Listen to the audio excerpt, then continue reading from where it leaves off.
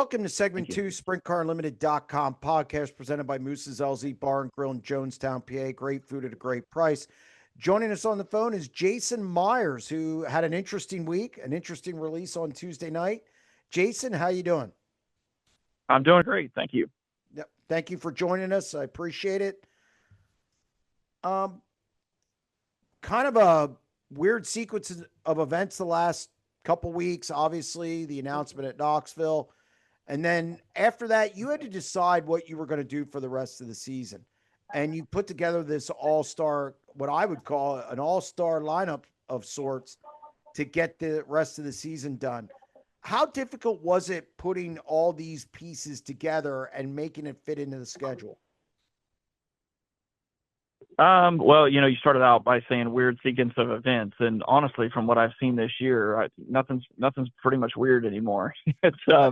There's been quite a bit going on here this year, and our sport has gotten to an elite level where we're competing at a very very high level, and it always has been. But I think if you just look across the sport in general, just the caliber of teams, the quantity of caliber of teams that are in it.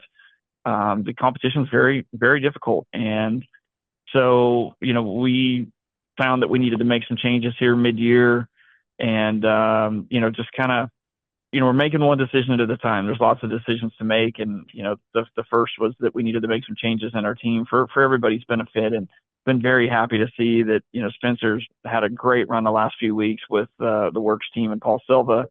And very happy for him and how that's turned out. And it gives affirmation that the right decisions were made. They're always hard decisions, but the right decisions were made for everybody. And that took us to the next step of we had a couple of weeks where Corey was committed to the car, but then his NASCAR schedule's taking him away. So because of that, we needed to figure out what we were going to do to finish the season. And we've got a lot of great partners on the car. Everybody was all in for. Everybody's been part of this decision and then also part of the decision of deciding what to do going forward. And one commitment that I've always made to everybody is, we're only going to do the very best that we possibly can. And we're fortunate enough to have a great group of partners and a great team, great group of guys that work really hard every day. And so finding, a driver that was available to fill in these dates was quite difficult actually. And, we went back and forth a couple of times. With really reaching out to Justin Sanders was one of the first that we reached out to, but of course he's got commitments right now with the RSR team and with Aaron. So Aaron's condition we thought was going to be done a little bit. He thought he was going to be back in the car a little bit sooner, and that's changed. So we wanted to make sure. Justin wanted to be sure, and we support him in that as well. That you have to remain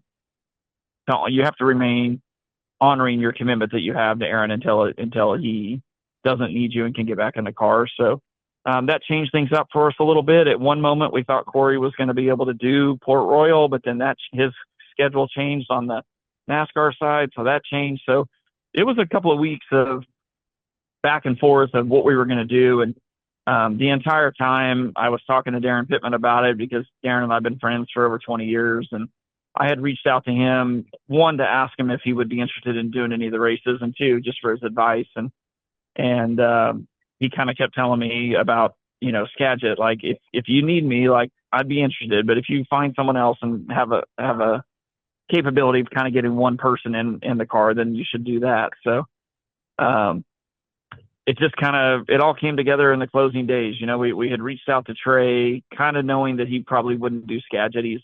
Why would he get out of his, family car this season after the year that he's had? And I think he's won almost every race up here that's of great importance. So, but that being said, he was really interested in Port Royal. So it was just several conversations back and forth. And, there were some other people too that we had kind of thought about. And it's not easy. Like I said, it's not easy to put it together of who's going to work well with the team, who's going to get in the car and do well, there's also drivers that are really, really good in their car that they run all the time, but not necessarily when they jump in another car. So lots of things to take into consideration and then finding somebody's schedules that would work. So I'm really, really thankful who we've been able to put together.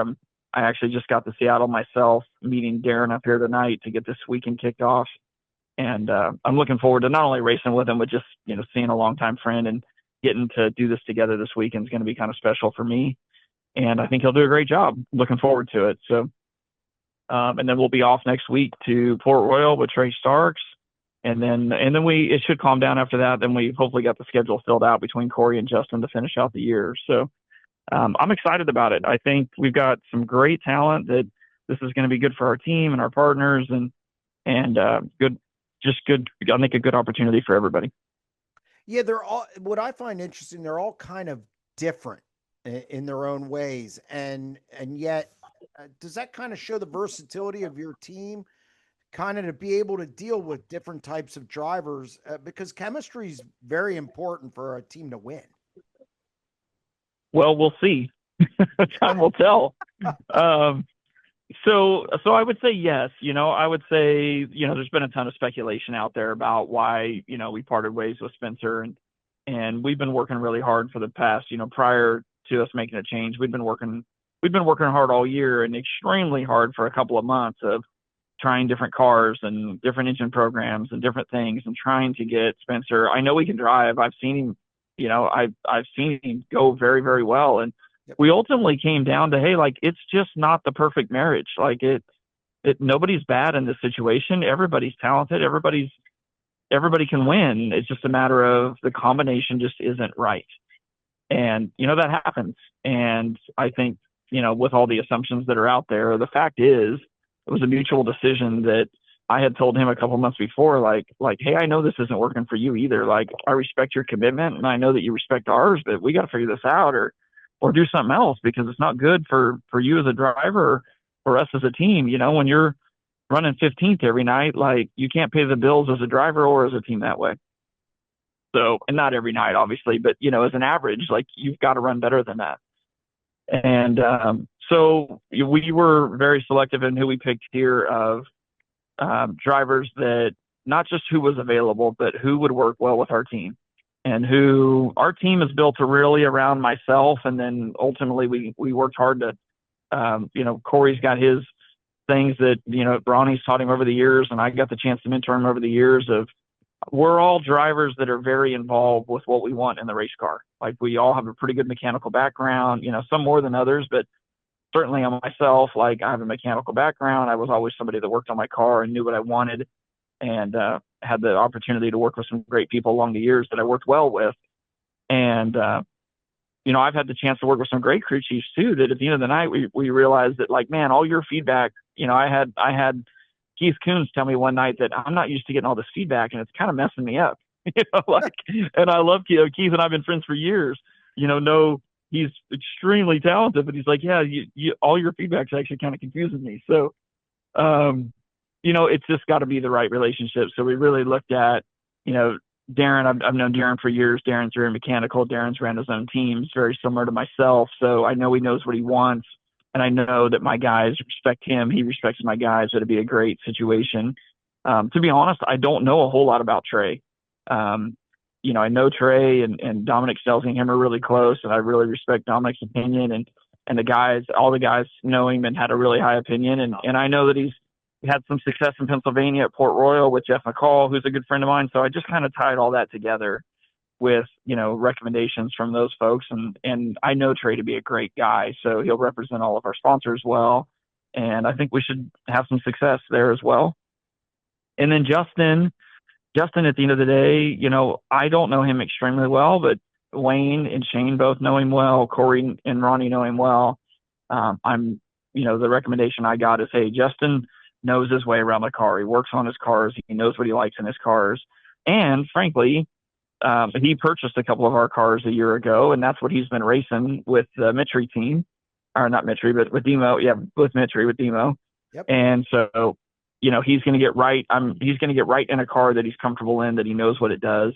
And so I think that's going to give us great chemistry, to go out and perform through the end of the year. Like, we weren't looking for someone to fill a seat. We were looking for someone to get in the car, someone or a group of people to get in the car and run well. We're not looking to just finish the season. We're looking to finish the season strong, to improve our place in the points and make our charter as strong as we can going into next year. The Justin one, of course, I got comments on my live show the other night because you guys had a dust up. I don't know if it was him and Corey or whatever last year. and they thought it was ironic now that he's going to be in the car. And I kind of chuckled and said it's just full circle sprint car racing. It just seems like that's how that works. Well, I mean, I learned early on in my career, I tell everybody this that I ever mentor of like, if you're going to hold a grudge, like you're not going to last in the sport very long. At some point you're going to have a run in with everybody. It's just the nature of the sport. It's competitive and it's aggressive. So, I want to give, the compliment to Justin of when we got on the phone. I mean, he was actually the first to say like, "Hey, I know we might have got off on the wrong foot, and I'm looking forward to the opportunity to start over." And that says a lot. And Justin's young and maturing as well, and we've all been there. Like I was there. I mean, if any driver that tells you they were never there has amnesia. We've all been there. So at the end of the day, I respect his talent and what he's done. I've seen him get in lots of different cars, and he knows what our expectations are as the team. He's been around our team, and he knows what our expectations are when it comes to representing our partners and the way we present ourselves and the way we go about things and the work ethic we have. And he's aware of those things. And we're certainly not bending any rules for anybody. We think that he's going to do a great job, and looking forward to the opportunity. He's done great in the multiple cars that he's jumped in over the last couple of years, having I'm sure he probably doesn't want to get out of the 87 right now, as well as they're running together. Yeah. And I'm hoping that we can help him keep that momentum going. So obviously you're going to fill out the year, and I'm sure, Corey's schedule changed next week. So I'm sure you're not really altogether sure what it's going to be next year. Where does this put Jason Meyers Racing going into next year as far as franchise? Do you keep it? There's a lot of speculation selling it. There's, you're going to put a driver in with Corey. What are your thoughts going into 2026 about what the future is for your team? Well, my thoughts are for next year is we have certain knowns and we have certain unknowns. The known that we have is that we're going to race with Corey next year. The unknown is how many times, and then based on how many times are we going to, what are we going to do with the rest of the year? Are we going to be able to put a good caliber driver in to run the races that Corey can't run? We don't know that yet. And if we were, who would that driver be? We don't know that. So some of those things will just have to develop over time here a little bit. Right now, it's kind of one step at a time. Right now, we want to finish the season, finish strong. And then, we don't know Corey's schedule yet, and we don't know what his future holds. So first and foremost, this team is built for Corey, and making sure that he can do what he wants to do in sprint cars, and working closely with the Hendrick teams and being respectful of the investment that they're making in Corey and what they're putting forward. So, that is first and foremost. That is Corey's future. That is his career. And Mr. Hendrick has really stepped up and done a lot to further Corey's career. So that's first and foremost. We know that we're second.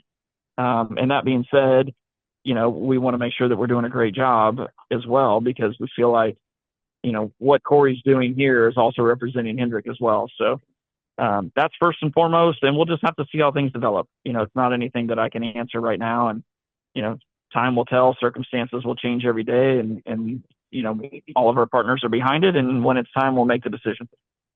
But everything's on the table as far as, because of those unknowns, everything's on the table for next year. Yeah. I think that's, yeah, absolutely. That's life. Everything's always on the table. Little lighter. I saw Corey's going to run Williams Grove. You've had some success at Williams Grove. It's a different thing than he'll probably ever see. What do you tell him going into the Grove when you guys roll in there? Well, the first thing I told him is, "Are you sure?" Corey's never been there, and over the last couple of years we've been on the road, we've never gone there. And Williams Grove it's a special place in general, and it's uniquely special to us because of Charlie Garrett and now Trenton Schaefer that we work with on our engine programs. And I took a lot of heat at Williams Grove for a lot of years. Had up and down success there for years until actually my last year I had a ton of success. So it's a challenging place. And, Corey's actually the one who brought it up and said, "Hey, I'm available that weekend. What do you guys think?" So we're looking forward to it. And, what I tell Corey more than anything, Corey's got the advantage of youth about him right now. Of he doesn't have a lot of preconceived ideas. He doesn't have 5 bad nights at Williams Grove that weigh on him when he goes in there. He's got a clean slate when he goes in, and there's something pretty special in that naivety that comes along with that. So I don't tell him a whole lot. We'll roll in there. I know, he knows that I'd had success there and that I got a good idea, and Shane's got a good idea of what we need to do there. And, we'll roll in, giving him everything we can possibly give him, and just let him do his thing. I think you can actually say too much at the end of the day. Well, Jason, I know you're up in Seattle. I know you have Skagit National starting tonight. But again, thank you for taking time out to join us on the podcast. Absolutely. It's my pleasure. Love what you do, Jeremy, and great podcast. Everything that you do for the sport is amazing, and appreciate everybody that follows you and keeps up with our sport. And I'm really, really excited about where our sport is. I know I said it on a release this week, what Brad and Kyle are doing with the series. Like, it's enjoyable. It is fun to go to the racetrack, and they're doing a great job. They're listening to the owners and drivers, but also not too much. They're taking their perspective of the owners and drivers, and then they're making good business decisions. And that's how you run any successful business. And I'm just excited about where our sport is, what they're doing, and appreciate all you and everybody that follows you do for the sport. Well, thank you very much, and good luck this weekend and moving forward. I appreciate it. Thank you very much. Thank you.